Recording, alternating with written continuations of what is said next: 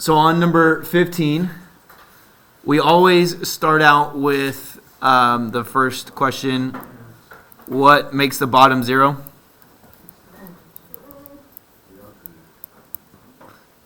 And the way we can figure that out, so the reason we want to figure out what makes the bottom 0 is we want to know what things we're not allowed to plug in. If you have 0 in the denominator, you get undefined. You get something that's undefined, which doesn't have any meaning.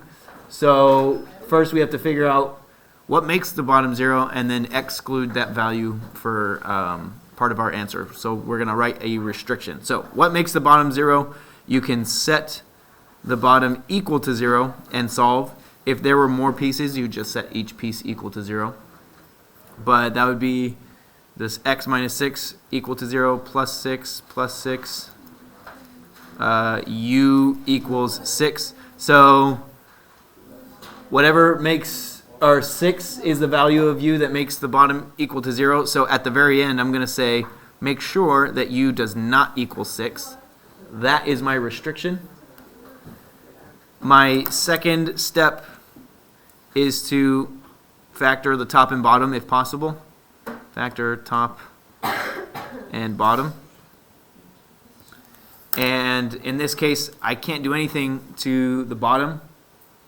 So I will factor the top, and that's just an X method problem. 1 times 36 is 36. Negative 12. 6 times 6, both of them negative. That means I can change the top to u minus 6 times u minus 6 all over u minus 6. And the third step is to cancel or reduce. If you have coefficients to any of these, then you would treat them like a fraction and you would reduce. But in this case, you can't. Those just cancel, and your answer is u minus 6 with the restriction that u is not allowed to equal 6. So that would be the answer. The reason we say that u can't equal 6 is because these should be equivalent. I'm not allowed to plug in 6 here because I get 0 in the denominator.